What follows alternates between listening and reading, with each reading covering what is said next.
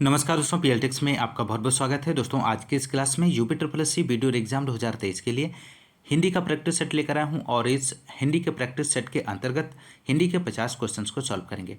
दोस्तों यदि आप हमारे चैनल पर नए हैं तो चैनल को सब्सक्राइब कीजिए, लाइक कीजिए, शेयर कीजिए। दोस्तों आइए शुरू करते हैं आज की इस क्लास के क्वेश्चन नंबर फर्स्ट से। क्वेश्चन नंबर फर्स्ट है, वह स्वतः ही जान जाएगा में वह सर्वनाम है।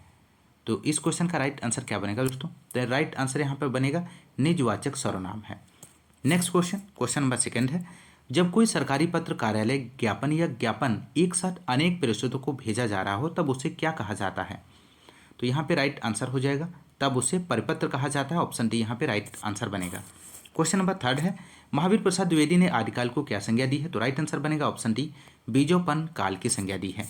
नेक्स्ट क्वेश्चन, क्वेश्चन नंबर 4 है, दिए शब्दों में से नित्य एक वचन में प्रयोग होने वाला कौन सा शब्द नहीं है, आपको बताना है। तो राइट आंसर यहाँ पे बनेगा इस क्वेश्चन का ऑप्शन सी, हस्ताक्षर इसका सही जवाब है दोस्तों। नेक्स्ट क्वेश्चन, क्वेश्चन नंबर 5 है, हिंदी स्वरों का वर्गीकरण जब जीव के भाग के आधार पर किया जाता है तो निम्नलिखित में से कौन सा भेद इसके अंतर्गत नहीं आएगा, आपको बताना है। तो यहाँ पे इस क्वेश्चन का सही जवाब हो जाएगा दोस्तों ऑप्शन डी, विब्रत स्वर। विब्रत स्वर यहाँ पे सही जवाब हो जाएगा। क्वेश्चन नंबर 6 है, निम्नलिखित में से कौन सा शब्द वर्तनी की दृष्टि से गलत है, आपको बताना है। तो राइट आंसर बनेगा आँख। आँख शब्द जो है वर्तनी की दृष्टि से गलत है। ऑप्शन डी राइट आंसर बनेगा। क्वेश्चन नंबर 7 है, वर्तनी की दृष्टि से दिए गए विकल्पों में से अशुद्ध विकल्प छांटिए। तो अशुद्ध विकल्प आपको छांटना है। तो राइट आंसर यहाँ पे बनेगा व्यंग। व्यंग यहाँ पे अशुद्ध है। ऑप्शन सी राइट आंसर हो जाएगा। व्यंग, शुद्ध व्यंग को इस प्रकार से लिखेंगे दोस्तों, यह व्यंग इस प्रकार से लिखा जाएगा।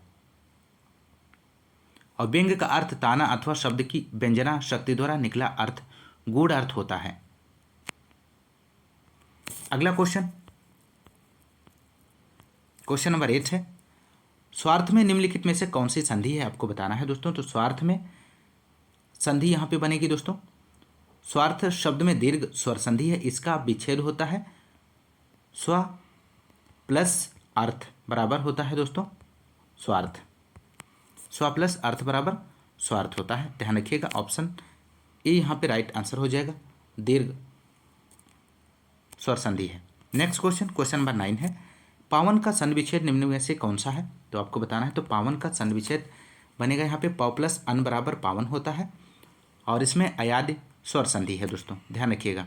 अगला क्वेश्चन, क्वेश्चन नंबर 10 है, भीष्म पितामह ने आजीवन शादी न करने का प्रण लिया था, रेखांकित शब्द का समास होगा। तो राइट आंसर यहाँ पे बनेगा आजीवन में अव्ययीभाव समास है, इसका विग्रह जीवन भर है। अव्ययीभाव समास में पूर्व पद की प्रधानता होती है और सामासिक पद अव्यय होता है। तो राइट आंसर यहाँ पे बनेगा अव्ययीभाव समास। यहाँ पे इस क्वेश्चन का राइट आंसर हो जाएगा। क्वेश्चन नंबर 11 है दोस्तों, निम्न में से कौन सा कर्मधारय समास है, आपको बताना है। तो यहाँ पे राइट आंसर हो जाएगा इस क्वेश्चन का ऑप्शन ए, नील गगन। नील गगन में कर्मधारय समास है। क्वेश्चन नंबर 12, सम उपसर्ग से बना शब्द निम्न में से कौन सा है? तो राइट आंसर हो जाएगा सम उपसर्ग से बना शब्द सम्मुख है। ऑप्शन बी यहाँ पे राइट आंसर बनेगा इस क्वेश्चन का। क्वेश्चन नंबर 13 है, परा उपसर्ग का अर्थ है। तो परा उपसर्ग का अर्थ क्या हो जाएगा दोस्तों? तो परा उपसर्ग का अर्थ हो जाएगा उल्टा। ऑप्शन बी यहाँ पे राइट आंसर बनेगा।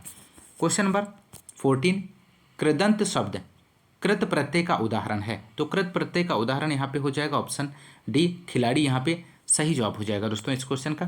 नेक्स्ट क्वेश्चन, क्वेश्चन नंबर 15, निम्नलिखित में से आंख का तत्सम रूप कौन सा है? तो आंख का तत्सम रूप आपको बताना है। तो राइट आंसर बनेगा अच्छी जो है आंख का तत्सम रूप है। ऑप्शन बी यहाँ पे एकदम सटीक आंसर है। ऑप्शन बी राइट आंसर हो जाएगा दोस्तों।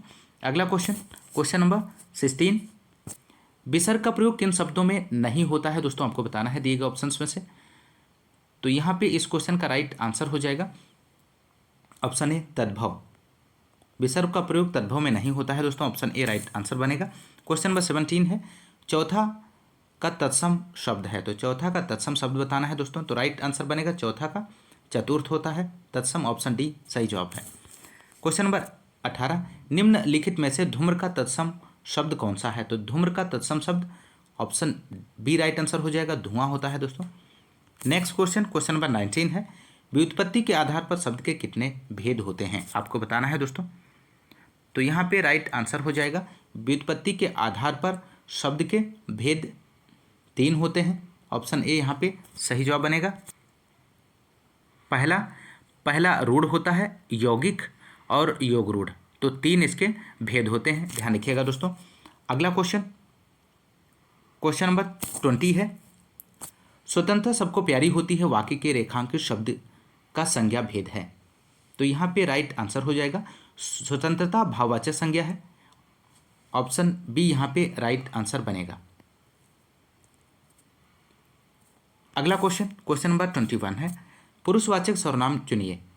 आप अंदर बैठिए, आकर बैठिए, इसमें आपको पुरुषवाचक सर्वनाम आपको बताना है, तो राइट आंसर ऑप्शन ए हो जाएगा। आप यहाँ पे आप पुरुषवाचक सर्वनाम है। अगला क्वेश्चन, क्वेश्चन नंबर 22, क्रिया चुनिए। मेरी बहन सविता हिंदी भाषा सीखती है, तो यहाँ पे इसका राइट आंसर हो जाएगा ऑप्शन सी, सीखती है। सीखती है शब्द क्रिया है दोस्तों। अगला क्वेश्चन, क्वेश्चन नंबर 23, आहा आप आ गए, वाक्य में आहा शब्द है, तो आहा शब्द क्या है दोस्तों यहाँ पे, तो आहा शब्द यहाँ पे बनेगा अब्बे शब्द है दोस्तों, अब्बे, ऑप्शन सी यहाँ पे राइट आंसर हो जाएगा।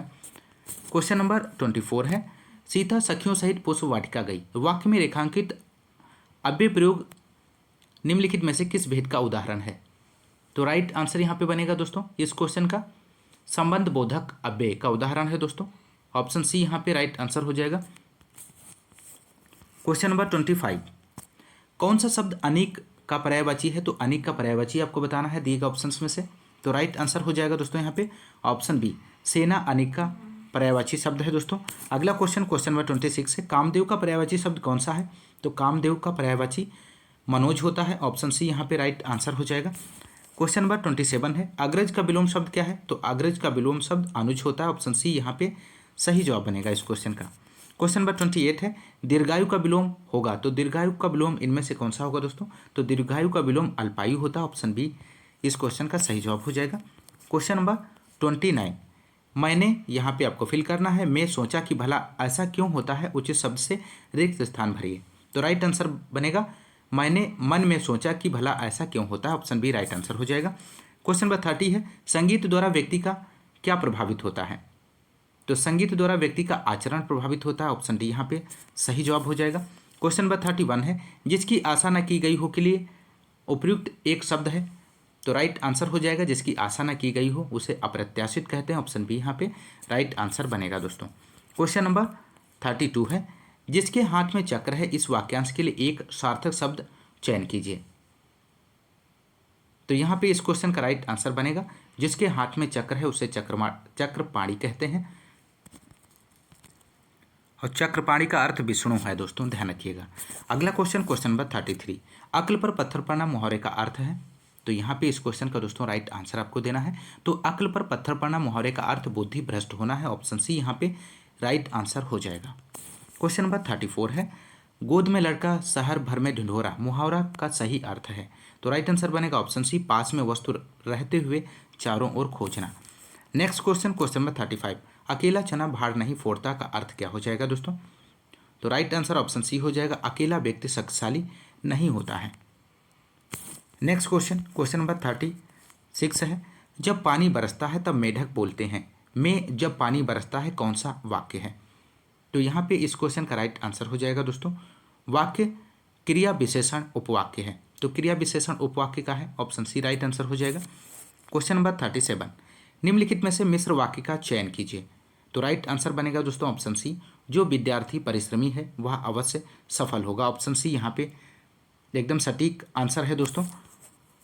क्वेश्चन नंबर माफ कीजिएगा, क्वेश्चन नंबर 38 है, मैंने विद्यालय जाना है, वाक्य में अशुद्ध अंश है, तो यहाँ पे राइट आंसर हो जाएगा इस क्वेश्चन का,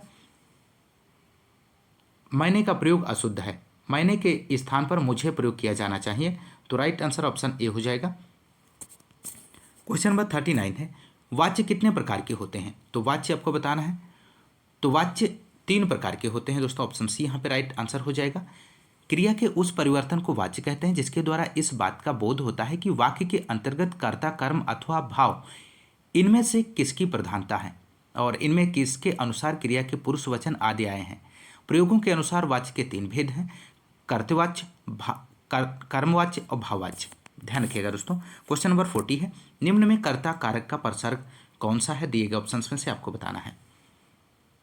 तो राइट आंसर यहाँ पे बनेगा इस क्वेश्चन का कर्ता कारक का परसर्ग ने है, कर्ता ने, ऑप्शन बी यहाँ पे राइट आंसर हो जाएगा।